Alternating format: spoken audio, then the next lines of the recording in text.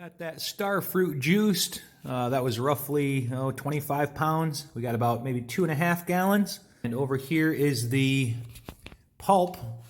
So that's a nice amount of fruit pulp that I'll feed to my worms. So for this batch, I'm going to dry pitch some Vintner's Harvest CY17 yeast. This should be pretty decent with Starfruit, I'm guessing. I liked how it worked in my honey malt.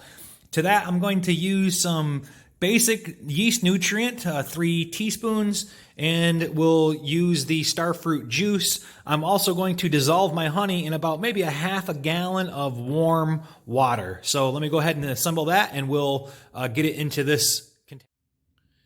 So I'm going to call that 1.086, almost 1.090, but we'll call it 1.086.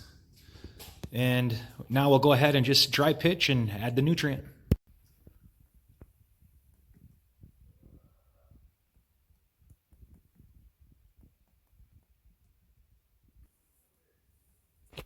You guys ever smell the Airlock? Oh. Man, that smells awesome.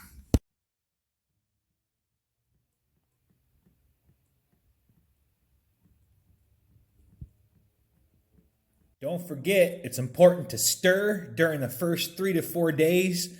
Gotta let that gas escape and gotta incorporate some fresh air to help that yeasty stay healthy and not stressed. So let's go ahead and punch that fruit cap and listen to the sizzle.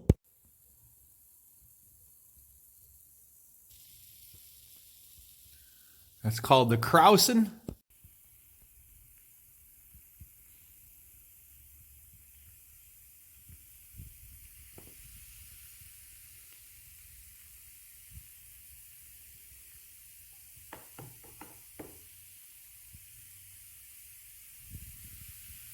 Can you all hear the sizzle?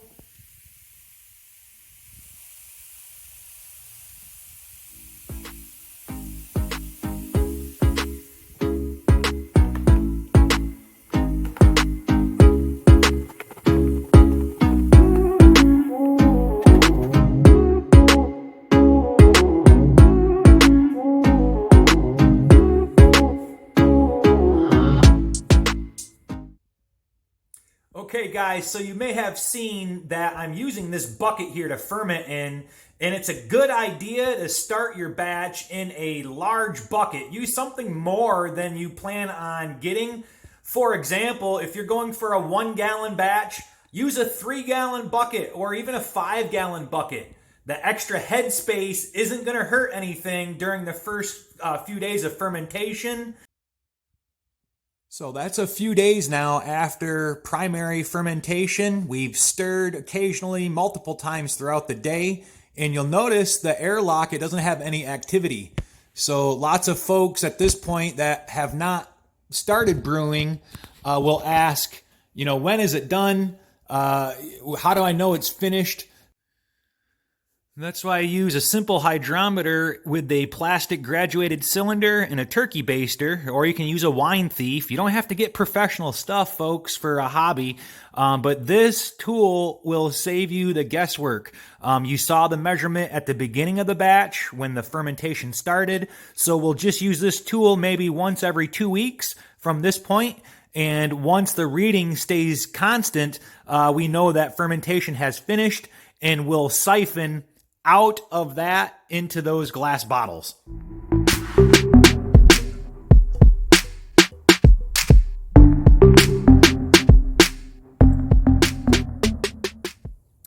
So thanks again for your time, folks. I really appreciate you tuning in.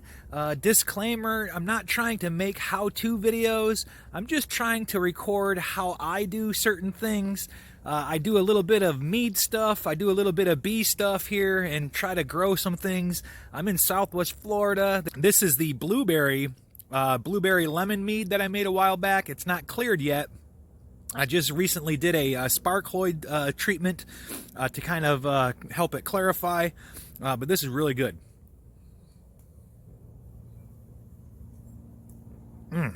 Again, be safe and enjoy your home brews.